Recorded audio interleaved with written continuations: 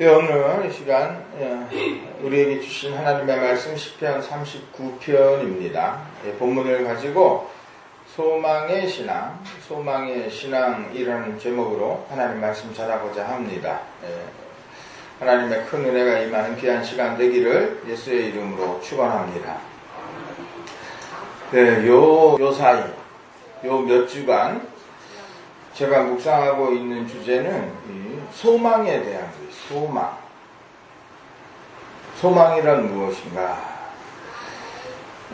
보다 분명하게 이야기를 한다면 천국, 부활, 하나님의 나라, 오늘 이 땅에서 사는 삶이 아니라 우리가 영광 중에 임한 하나님의 나라, 천국에 대한 소망, 그것이 소망의 신앙이 얼마나 중요한가 하는 것입니다. 왜 소망의 신앙이 중요한가 하면, 여러분, 천국에 대한 소망, 하나님의 나라에 대한 믿음, 이것이야말로 우리 신앙생활, 우리 믿음에 있어서 핵심 중에 핵심이다. 무엇이 핵심이라고요?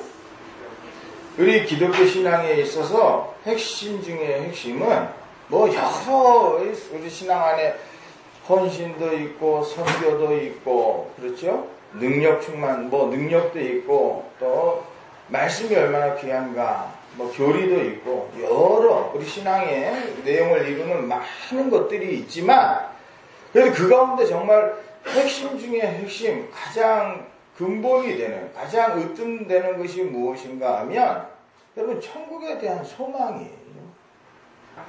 구원에 대한 확신, 천국에 대한 소망이야말로 우리 신앙, 우리 믿음에 있어서 가장 중요한 목표이고 목적이고 우리가 나아갈 바다라는 것입니다. 그래서 고린도전서 15장에 보면 사도 바울도 고백하기를 보면 만일 그리스도 안에서 우리가 바라는 것이 다만 이 세상의 삶뿐이면 모든 사람 가운데 우리가 더욱 불쌍한 자이리라. 할렐루야. 사도 바울이 고백하는 거예요. 그러니까 삶이라 우리의 삶이 이 땅 가운데의 삶뿐이라고 한다면 세상에서 제일 불쌍한 사람은 우리다. 우리 예수 믿는 사람이 이 세상의 삶이 뭐더라고 한다면 우리의 삶이 가장 고약하고 가장 불쌍한 삶입니다. 라고 사도 바울도 고린도전서 15장을 통해서 이야기하고 있는 걸 볼 수가 있습니다. 그래서 우리의 소망, 사실 우리가 늘 기도하고 우리가 늘 바라야 할 것, 우리가 놓치지 말아야 할 것, 그것은 천국에 대한 소망이라는 그런 의미입니다. 왜 사도 바울이 그토록 천국에 대한 소망이 귀하다, 천국에 대한 소망이 으뜸간다 이렇게 고백을 했을까요? 사도 바울이 그렇게 고백한 이유는 사도 바울 그 시대 이 고린도서를 기록하던 그때의 이 교회 공동체 가운데 어떤 이들이 부활을 믿지 못하겠다, 천국의 소망을 믿지 못하겠다라고 하는 자들이 교회 공동체 안에 나타났기 때문이에요. 이 왠가 하니까 처음부터 교회란 예수 그리스도의 이 부활의 공동체였죠. 이 교회가 뭡니까 여러분? 교회는 예수님의 부활을 증거하는, 부활을 체험한 자들이 예수의 부활을 알지 못하는 자들에게 부활을 증거하는 공동체였어요. 교회란 그러니까 예수 그리스도의 부활 사건 위에 세워진 것이 이제 교회인 거죠. 그들은 곧 부활이 이루어질 것이다. 곧 예수 그리스도께서 재림하시고 하나님의 나라 천국이 임할 것이다. 라고 곧 이루어질 것이라고 기대를 했습니다. 근데 이게 어떤 이들이 기대한 것처럼 금방 이루어진 것이 아니에요. 그렇죠? 금방 예수님께서 재림하실 줄 알았는데 자신들이 생각하고 기대했던 것보다 조금 늦어지니까 예수 그리스도 부활에 대한 확신이 이제 흔들리기 시작한 거죠.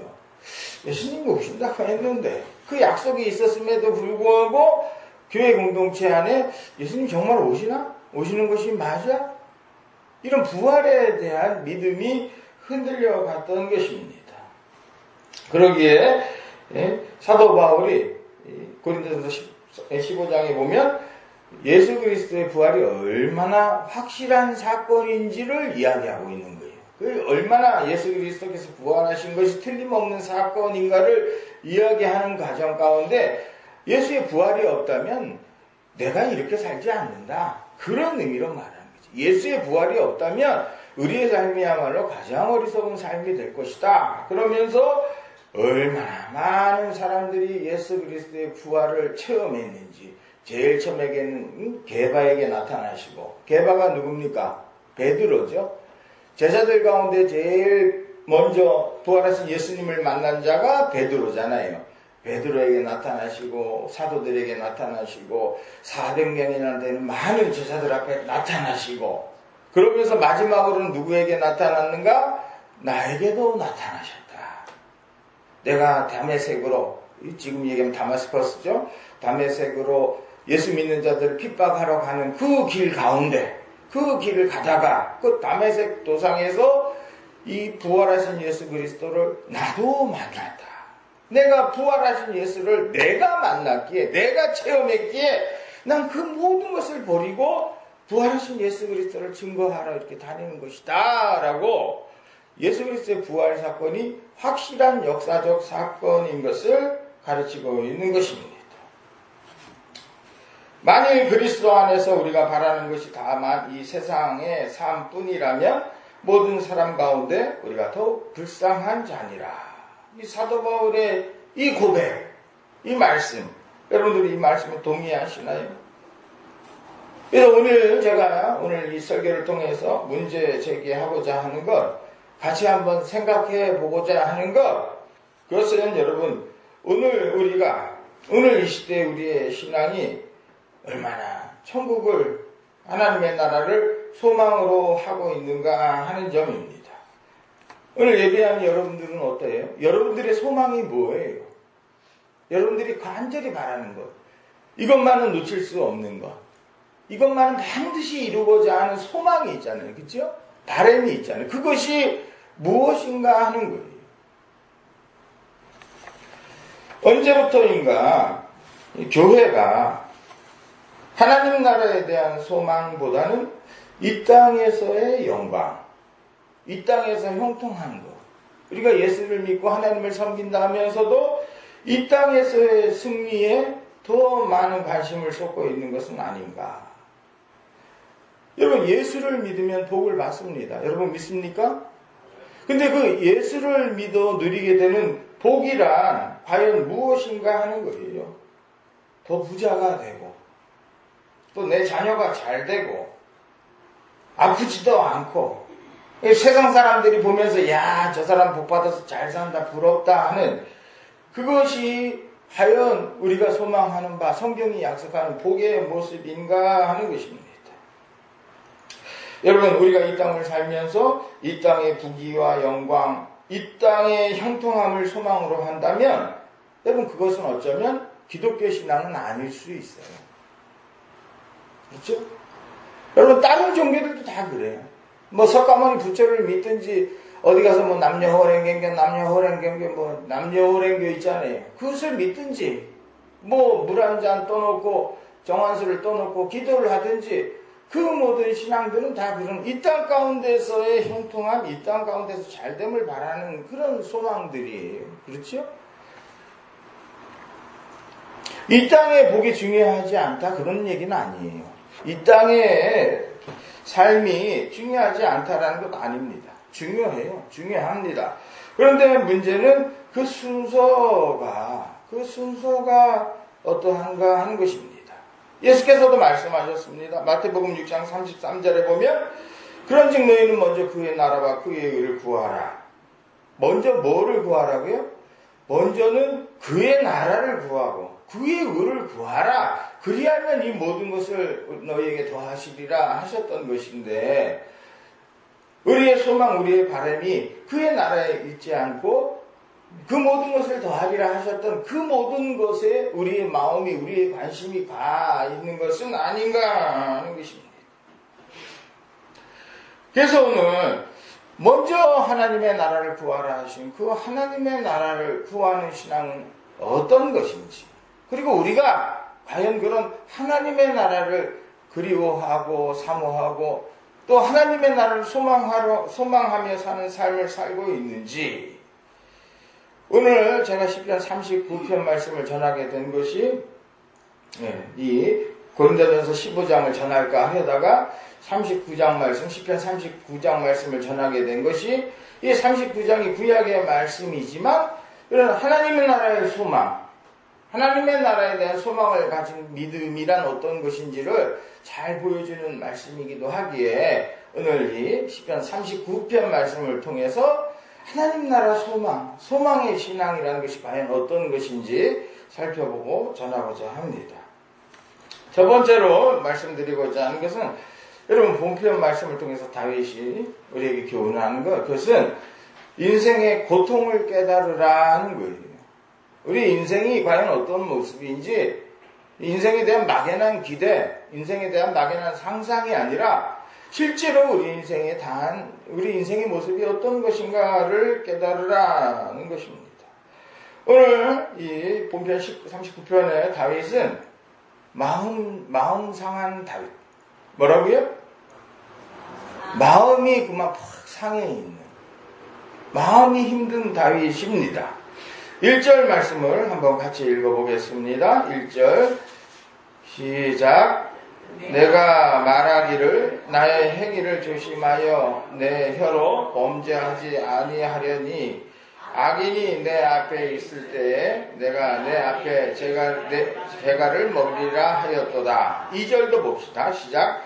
내가 잠잠하여 선한 말도 하지 아니하니 나의 근심이 더 심하도다. 아멘. 다윗은 늘 선한 말의 사람이었다. 다윗은 늘 아름다운 찬양의 사람이었다. 이거 뭐 다 잘 아시잖아요. 다윗이 세상을 이길 수 있는 가장 큰 힘 가운데 하나가, 그가 늘 이렇게 선한 말로 아름다운 찬양으로 구별된 그런. 근데 오늘 그것도 통하지 않는 거예요. 그가 고백하기를 오히려 나의 근심이 더 심하도다. 내 근심이 심하다. 내 마음이 너무 힘들다 하는 거죠. 이 시편이 지어진 때가 언제인가 정확하게 알려져 있지는 않습니다. 많은 성경 주석자들, 성경 연구자들이 이야기하기를, 이 시편은 다윗의 노년에, 다윗이 이제 청년의 때, 장년의 때도 지나서 그가 이제 노년에 이르러 지어 부른 그런 찬양으로 알려져 있습니다. 이미 이스라엘의 왕이 된 지 오래예요. 뭐 쫓기던 시절도 지났어요. 그리고 처음 왕이 되면 누구나 다 불안할 수 있지요. 그렇죠? 그런 혼란기도 지난 후에요. 이미 왕으로서 오랜 시간이 지났음에도 불구하고, 여전히 그 마음에 분노, 여전히 그 마음 가운데 근심함, 여전히 두려워하고 있는 그 모습이, 그 다윗이 젊은 날에, 초년에, 인생의 초년에 힘들어하고 때로는 두려워하고 낙심해하는 그 모습과 다를 바가 없어요. 오히려 젊은 날의 다윗보다도 어찌 보면 더 안타까운 근심, 더 노골적인 근심, 그 나이가 들었음에도 불구하고 그가 염려하며 두려워하는 그 모습은 그다지 나아지지 않은 그런 모습을 볼 수가 있습니다. 다윗의 삶조차 그러했다는 거예요. 다윗조차도.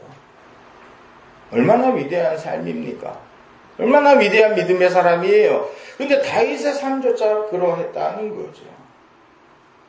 여러분, 이 사람의 마음이 힘들 때가 언제이죠? 사람의 마음이 힘들 때가, 우리 한국 사람은 특히 불공평하다, 뭔가 불공평하다 싶으면 우리 한국 사람은 마음이 힘들어한다 그래요.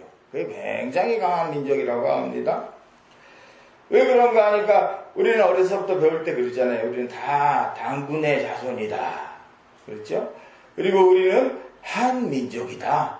우리는 또 한국 사람은 지독하게 서로 다 비슷비슷하게 생겼어요. 그러니까 다 나 같고 너 같고 우리의 삶이 다 그래야 하는 것으로 생각을 합니다. 그러다 보니까 우리는 특별히 잘난 것도 잘 못 빠져요. 그렇죠? 그리고 특별히 좀 어렵고 힘든 것도 우리는 잘 못 용납을 합니다. 그래서 우리가 우리 사회를 살면서 지혜로운 말 가운데 하나가 모난 돌이 정 만든다. 그런 표현을 쓰죠. 모난 돌이 정 만든다. 튀어나오지 마라 하는 거죠. 가만히 있어도 중간은 간다. 예? 가만히 있어서 중간은 간다. 가만히 있으면 그냥 중간은 되니까 유별나게 굴지 마라. 이런 말들이 지혜의 교본으로 통하는 나라가 아마 우리나라밖에는 없을 것 같아요. 우리나라밖에는 없을 것 같아요. 다들 우리가 서로 비슷하다라고 생각하고 있는데, 예? 그렇기에 당연히, 이런 삶이 돼야 한다. 삶이란다. 이런 것이 되어야 한다라고 생각을 하는데, 살다 보니까 어때요? 이런저런 어려움들이 찾아오게 되지요? 그러면서 고민하게 됩니다. 왜 나만 이렇게 힘든 거야? 왜 내게만 이런 어려움이 있는 거야? 그런 생각을 하게 되는 거예요. 살다 보면서. 다른 집 자식들은 다 잘 효도하고 잘 공부도 잘 마치고 시집장가도 탁탁 알아서 가고 잘하고 효도하는 것 같은데 왜 내 자녀만 이러기가 싫어요. 그렇죠? 또 왜 우리 부모만 이런가? 다른 부모들 보면 다 아버지로서 엄마로서 이렇게 참 존경받고 좋은 부모 밑에서 내 친구들은 잘하는데 왜 우리 부모만, 왜 내 아버지만, 왜 내 엄마만, 내 엄마만 그런 마음을 갖고 살기가 십상인 거지. 그렇지 않은 거예요. 오늘 다윗의 시편을 통해서 우리가 깨닫게 되는 것이 바로 그것입니다. 모든 인생이 다 저마다 감당해야 할 분량의 어려움이, 시련이, 문제가 있다는 것입니다. 그건 무엇을 하더라도 왕이 되었든 신하가 되었든 농부가 되었든 공무원이 되었든 회사원이 되었든 학생이 되었든 가정을 이루고 살던 혼자 살던 인생은 늘 저마다의 연약함을 가지고 하나님 앞에 의지하고 매달릴 수밖에 없는 것이 인생이다라고 이 시편을 통해서 우리에게 교훈하고 있는 것입니다.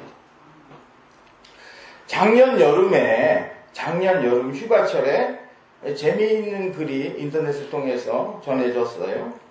그 글 제목이 뭔가 하니까 빌 게이츠의 검소한 휴가 그랬어요. 빌 게이츠의 겸손한 휴가, 검소한 휴가. 여러분 빌 게이츠가 누군지 아시죠? 네, 맞아요. 아이고 잘하시네요.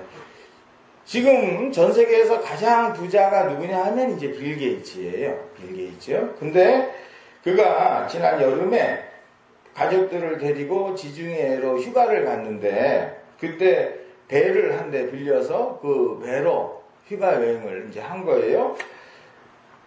그 배가 근데 3,418억짜리 배를, 원래 배는. 그래서 그 배에 보면 배인데 수영장이 있어요. 배 수영장이 있고, 헬리콥터도 있고, 배를, 이 헬리콥터를 타고 이제 주변 공간도 볼 수 있는 그런 배죠. 근데 그 배를 일주일 빌려서 그 일주일 빌리는데 비용이 51억이 들었다고 그래요. 51억을 주고 그 배를 빌렸다고 합니다. 근데 이 대단하잖아요. 51억이나 빌려서 배를 빌린다는 게. 근데 제목이 검소한 빌 게이츠의 휴가예요. 왜 그런 얘기가 나왔는가 하면 빌 게이츠의 재산이 당시에 71조 원이었대. 71조 재산이. 근데 그 가운데 51억을 쓴 거잖아요. 71조 부자가 51억을 썼는데 그것을 일반적인 부자로, 그러니까 재산이 10억 있는 부자로 그걸 이제 환산을 해서 바꿔서 이렇게 계산을 해보면 빌 게이츠가 10억 재산가였다면 그가 쓴 돈이 얼마의 비율인가 하니까 약 72,974만 7만 3천원 또 못 되는 돈을 쓴 거예요. 휴가 기간 동안에. 그러니까 여러분 10억 부자가 7만원 조금 넘는 돈을 휴가 기간에 썼으면 여러분들도 휴가 기간에 가족들이 여행을 가면 7만 원 이상 쓰지 않겠어요? 7만 원 이상 쓰잖아요. 몇십만 원을 써야 되잖아요. 해외로도 가려면 몇백만 원도 써야 되는데, 아이고, 이 빌 게이츠는 7만 원밖에 안 썼으니까, 얼마나 겸손한가, 얼마나 검소한가 말이에요, 이 여행이.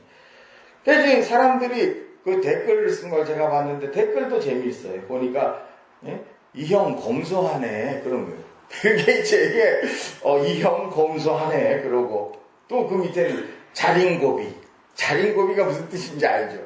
51억, 배에 51억을 주고 써야 했는데도 자린고비 하고, 또 어떤 사람은 또 밑에, 쓸 땐 좀 쓰지. 쓸 땐 좀 쓰지. 그 밑에는 절약정신 좋네. 사도 이 절약정신이 좋다. 그렇게 댓글들을 남겼더라고요. 그러니까 여러분, 그 경지라는 것이 우리가 생각할 때, 이 상상도 할 수 없는 그런 경지인 것 같잖아요. 그렇죠? 그러나 우리가 오늘 이 시편 39편 다윗의 고백을 통해서 우리는 알 수 있는 거예요. 그러니까 아무리 대단한 부자라 할지라도 이 빌 게이츠의 삶에도 여러분 이런저런 어려움들이 있을 줄 우리가 깨닫게 되죠. 빌 게이츠도 외로운 시간들이 있을 거예요. 세상의 최고의 부자라면 어떻겠어요? 늘 누가 이렇게 추월하지는 않을까 하는 그런 마음에 쫓기는 마음도 있을 거예요. 그렇죠? 오히려 그 재산을 놓고 다투는 그 다툼이라는 게 얼마나 살벌한 다툼이려는지. 그러니까 너무너무 힘들고 막 스트레스가 되어서 사실은 휴가를 통해서 한번 이렇게 가족들과 그런 쉼의 시간을 가져야 하는 그런 상황들 우리가 이해할 수 있는 것입니다. 다윗은 자신이 지은 많은 시와 노래들을 통해서 이 다윗의 이 시편들이 귀한 것이 우리는 막연히 다윗은 이스라엘의 위대한 왕이다. 다윗은 어쩌면 솔로몬보다도 다윗의 부가 더 큰 부라고 얘기하는 성경학자들도 있어요. 이게 이스라엘 역사상 그 모든 왕들 가운데 가장 부자인 왕이 다윗이다라고 그렇게 얘기하는 분들도 계신데 그렇게 위대한 만인들에게 존경을 받고 하나님 앞에 사랑을 받은 다윗이었지만 그 삶의 고달픔, 삶의 애환은 우리 일반인들의 경우와 크게 다르지 않다. 크게 다르지 않은 거예요. 여러분 오늘 여러분들의 삶에 만족하세요? 여러분들이 염려하며 근심하는 삶, 여러분의 삶과 다윗의 삶이 크게 다르지 않다는 것을 우리가 깨달아야 할 줄로 믿습니다. 그런 고통, 어려움, 시련 가운데 다윗이 구하는 것이 무엇인가요? 4절 말씀을 같이 한번 읽어봅니다. 4절 시작. 여호와여 나의 종말과 연한이 언제까지인지 알게 하사 내가 나의 연약함을 알게 하소서. 아멘. 그는 하나님께 구합니다. 내 연약함을 알게 하소서. 우리 인생이 얼마나 연약한 것인지를 깨닫게 하소서라고 자칫 우리 인간은 착각을 해요. 우리 인생이 우리의 이 땅 가운데 삶이 영원할 것으로 착각을 해요. 저는 늘 자주 주장하는 것 가운데 하나가 장례식에 아이들도 데려가고 젊은 사람들도 장례식장에 많이 찾아가고 해야 한다. 왠가 하니까 제가 어렸을 때 기억만 해도 이 동네에서 장례를 치르는 경우가 많았어요. 그러면 그 집 바깥에다가 장례를 치르는 집은 그 등을 내다 걸었잖아요. 그렇지요?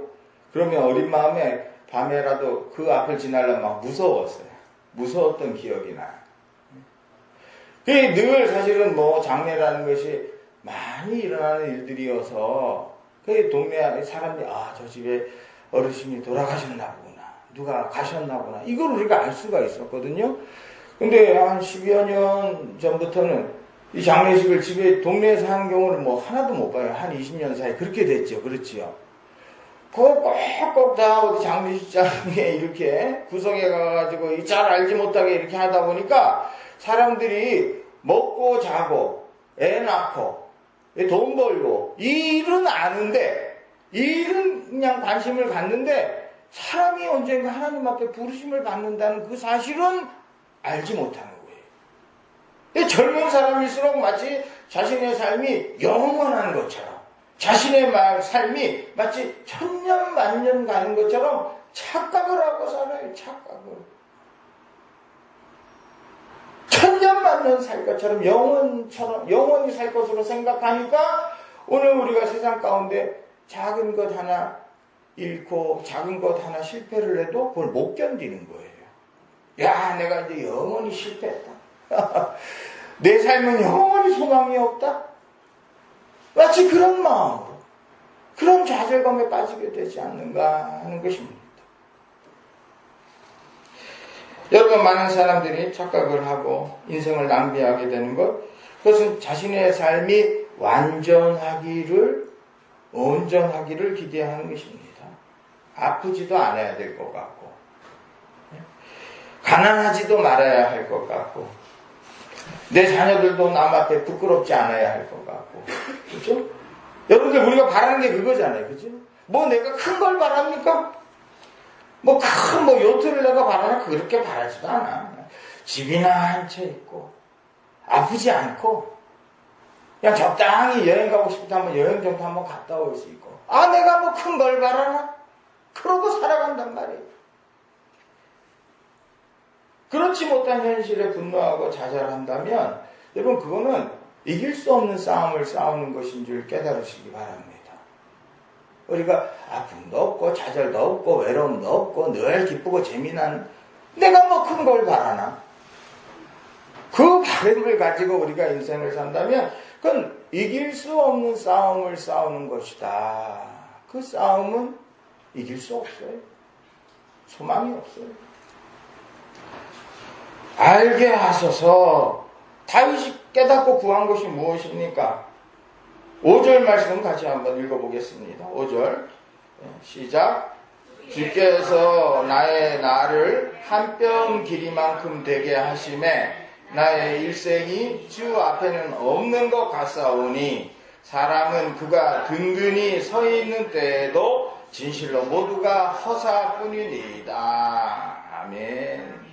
네, 우리 인생이 하나님 앞에 겸손하여지는 것이 영혼의 시간, 영혼의 삶, 하나님의 나라에 대한 소망 가운데 오늘 우리의 삶이란 그냥 이렇게 잠시 있다 지나가는 그런 삶인 것을 그가 이제 비로소 깨닫고 고백하고 있는 것입니다.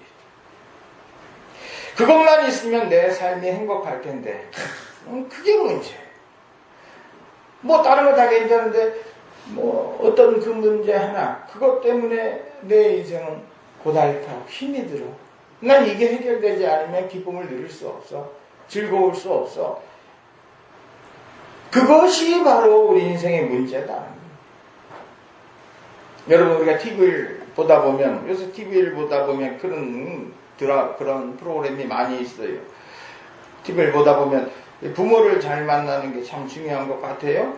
부모를 잘 만나서 일찍부터 인기인이 되는 그런 아이들, 또 그런 젊은이들을 보게 됩니다. 우리가 이제 금수저, 은수저, 흑수저 그런 이야기를 하지요. 부모를 잘 만나서 어려서부터 대중적인 인기를 얻고 그런 삶이 부러워요. 그 금수저라고 표현을 해요. 그러나 여러분, 그 아이들이 그 드라마가 끝나고 그 이후의 삶이 얼마나 또 어려운 과정을 겪게 되는지, 어려서부터 이름을 날린 그런 어린 배우들, 그렇죠? 그런 사람들이 끝까지 그런 명성을 누리는 것이 아니라 오히려 성장하는 과정에서 남보다 더 갈등하고 더 힘들어하는 걸 우리가 많이 지켜봤잖아요. 그렇죠? 좋은 학교를 진학한다는 건 어때요? 좋은 학교를 가면 다 문제가 해결될 것 같고, 내 자녀가 좋은 학교를 못 가면 막 마음에 낙심하고 절망하고 하지요? 여러분, 그러나 생각해 보세요. 서울대학에는 여러분 1등만 있을까요? 서울대학은 어떻게 생겨요? 서울대학에는 전국에 그런 얘기를 하더라고요. 전국에 있는 모든 학교에 전교 1등들만 뽑아서 이렇게 시험을 봐도 전교 1등들도 못 들어가는 게 서울대학이라고 그러잖아요. 전교 1등 계속 이렇게 하는 아이들도 못 가는 게 서울대학이에요. 그래서 서울대학은 가보면 서울대학생들은 다 1등만 있겠어요? 서울대를 가면 거기서도 또 이제 1등이 있고 꼴찌가 있는 거죠. 서울대학에도 꼴찌가 있어요. 서울대학을 다니면서 꼴찌를 하는 그 학생은 얼마나 황당하겠어요. 학교 생활이 즐겁겠어요, 여러분? 처음 꼴찌를 하는 건데 서울대학에서도 전교 꼴찌가 있을 거 아니에요.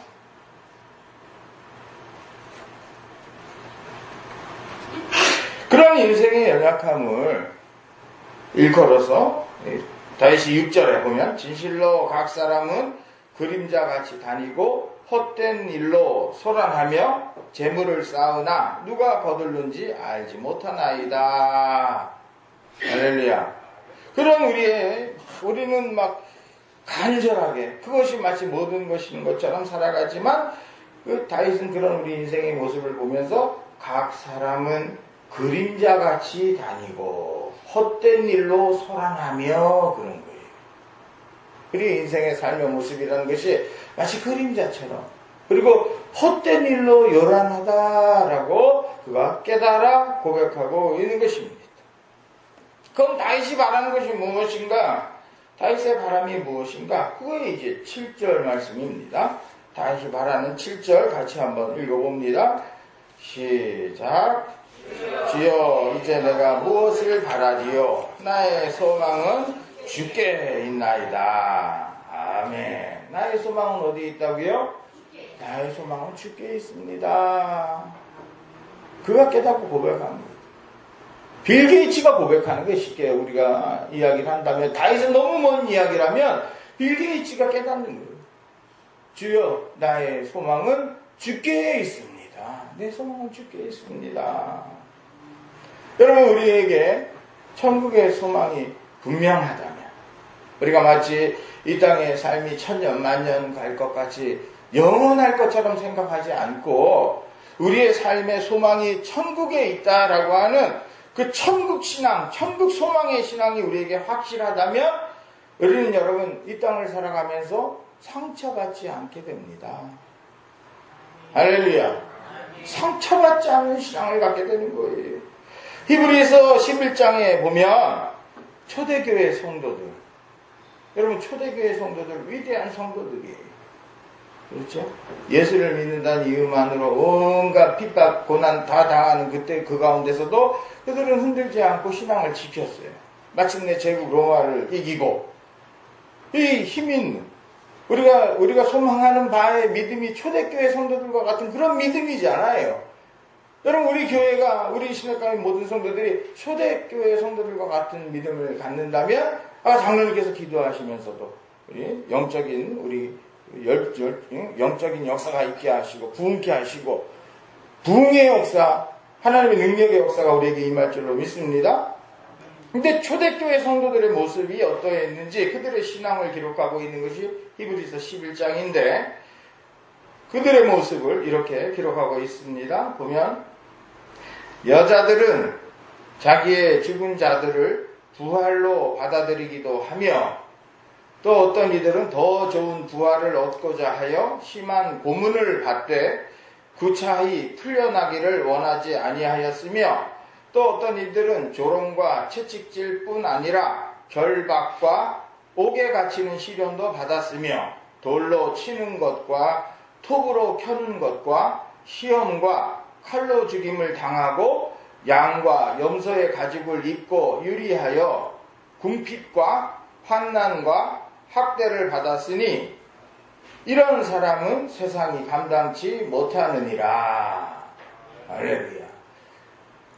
그들의 신앙의 모습을 얘기하는 거예요. 조롱을 받고 채찍질도 당하고 감옥에 갇히고 온갖 조롱을 다 받고 때로는 톱에 켜이기도 하고 그러나 그럼에도 불구하고 그들은 부활의 소망을 가졌기에 그들은 세상에 지지 아니하고 그래서 이런 사람은 세상이 감당치 못하느니라. 할렐루야.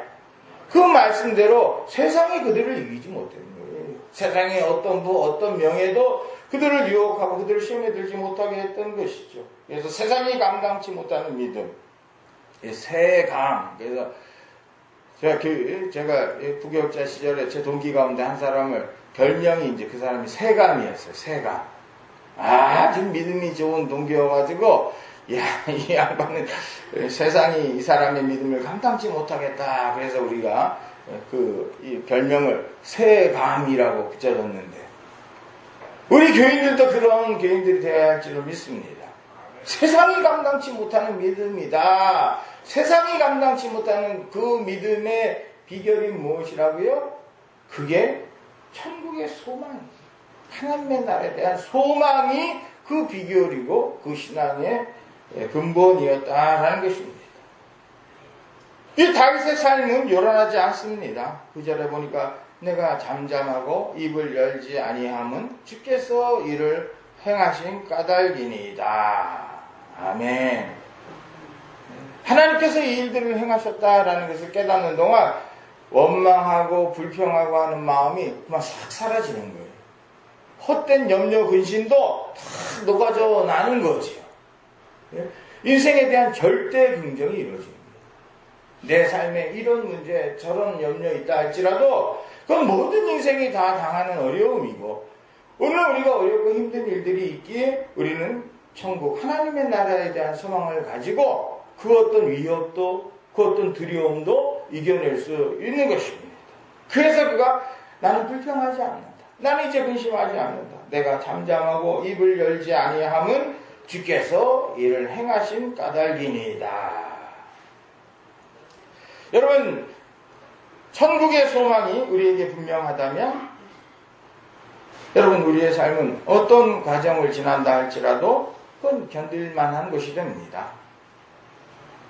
우리가 천국 안이 다른 것을 그 무엇이다, 그 모든 것이다 라고 생각하니까 우리가 세상의 실패를, 세상의 어려움을 견디지 못하는 것입니다. 모든 우리가 생각하는 아름다움 또 즐거움, 이야기, 모험담이나, 그렇죠? 모험이나 어떤 성장하는 이야기를 들어보면 그들 삶에 나타나는 어떤 어려움들, 시련들은 사실은 달리 보면 도전이에요. 그래서 승리를 성취해간 과정이죠. 그러니까 어려움과 시련이 있다 할지라도 사실은 그것을 즐길 수 있게 되는 거예요. 그러니까 늘 미래에 대한 소망이 있고 꿈이 있는 사람은 오늘 당한 어려움들, 시련들을 즐길 수 있게 되는 거예요. 즐길 수 있게 되는 것이죠. 근데 우리가 천국을 바라보지 못할 때 세상 사람들이 그런 얘기를 하지요. 똥밭에 굴러도 이승이 좋다. 우리가 혹시라도 농담으로라도 우리가 믿는 자들이 혹시라도 그런 마음 그런 생각을 갖는다면 사실은 그건 불신앙이 되는 거예요. 불신앙이 되는 거예요. 똥밭에 굴러서 이승이 좋다. 어쨌든지 이승이 좋다라는 그런 표현, 그런 생각, 그런 태도가 우리에게 나타난다면 그것이 불신앙이고 그것이 우리가 하나님의 나라를 가리는 것이 되는 거예요. 우리는 세상 가운데 하나님 나라의 증인으로, 부활의 증인으로 부름받았음을 기억하시기 바랍니다. 우리의 삶의 모든 모습 가운데 하나님 나라, 천국에 대한 소망이 나타나야 하는 거예요. 천국을 소망하는 자의 삶이 어떻게 다른지를 보여줄 수 있어야 그것이 건강한 교회, 진정 이 시대 하나님께서 기뻐하시는 교회의 모습인 줄로 믿으시기 바랍니다. 무엇을 주십시오, 무엇을 이루어 주십시오. 언젠가 제 선배 목사님 가운데 한 분이 기도하시는데 그런 기도를 하시더라고요. 하나님, 우리의 기도가 탐욕스럽지 않게 해주세요. 그렇게 기도하시더라고요. 근데 제가 그 기도를 듣는데 기도 시간에 얼마나 많은 것들을 제가 회개하게 됐는지, 오늘 우리가 기도하는 모습이 그렇다는 거예요. 이 간절함으로 부르짖어 기도하는 그걸 얘기하는 게 아니라 오늘 우리의 기도가 주세요, 주세요, 주세요, 주세요, 베풀어 주세요 하는 우리의 기도가 너무 탐욕스러워진 것은 아닌가. 그러다 보니까 오늘 우리의 관심이라는 것이 하나님의 나라에 대한 소망, 이런 것들로부터는 점점 멀어진 채 눈앞에 당한 어떤 어려움들, 그것들에 우리의 마음이 매이고 생각이 매이고. 그래서 사실 오늘 이 시대 교회는 그 어떤 시대의 교회보다도 우리가 기복주의적인 그런 신앙의 모습들로 우리가 변화된 것은 아닌지. 여러분, 우리가 더욱더 많이 천국에 대한 기도, 새벽 기도를 하면서도 그렇죠? 새벽 기도가 되었든지 뭐 저녁에 여러분 혼자 기도하시는 시간이 되었든지 기도하시면서 얼마나 천국의 아름다움을 사모하고 천국의 소망을 기도하시는지요. 새벽 기도하는 동안에도 우리가 하나님 나라 천국 그 영광 중에 들어서는 그때를 우리가 기억하면서 그때 앞서간 성도들이 우리 앞에 다 반겨 우리를 맞아주면서 하나님 우리에게 잘하였도다 착하고 충성된 종아 하나님께서 그 말씀하여 주실 때 여러분 우리의 마음이 어떻겠어요? 우리가 이 세상을 살면서 당한 그 모든 아픔들 시련들 하나님께서 잘하였도다 착하고 충성된 종아 말씀하는 그 순간 우리 마음의 모든 상처와 아픔은 다 씻어질 줄로 믿습니다. 그 순간이 우리의 승리의 순간이에요. 우리 삶에 있어서 가장 영광된 순간은 하나님께 우리가 잘하였도다 착하고 충성된 종아 그 음성을 듣는 순간인 줄 믿으시기 바랍니다. 그래서 그 순간을 사모하며 그 순간을 우리가 기도하면서 그 소망으로 우리가 오늘 당한 어려움들을 위로받는다면 여러분 우리가 인생에 사실은 그 문제들이 큰 문제가 아닌 것을 우리가 그것을 잃어버리면 어쩌면 우리는 세상에서 가장 불쌍한 자들일 수 있다는 것을 기억해야 할 줄로 믿습니다. 말씀 마치고자 합니다. 오늘 시편 39편 가지고 소망의 신앙이란 제목으로 하나님 말씀 전했습니다. 기독교 신앙은 궁극적으로는 천국에 대한 믿음, 천국에 대한 소망의 신앙이라 이야기할 수 있습니다. 오늘 우리는 기독교 신앙을 그저 이 땅에 복을 받고 이 땅에서 형통한 삶을 누리는 어떤 수단으로, 방법으로 그렇게 생각하고 있는 것은 아닌지 천국의 소망이 굳으면 우리에게 천국의 소망이 분명하면 비로소 이 땅 가운데 삶도 하나님께서 그 모든 것을 더하시리라 말씀하신 것처럼 천국의 소망 가운데 우리의 마음이 변화가 되고 세상을 사는 우리의 태도와 자세가 변환이 되고 그 믿음은 그야말로 세상이 감당치 못할 그런 믿음인 것을 우리가 기억하고 바라기는 세상이 이기지 못할 그런 신앙의 복된 성도들 다 되시기를 예수의 이름으로 축원합니다. 기도하겠습니다.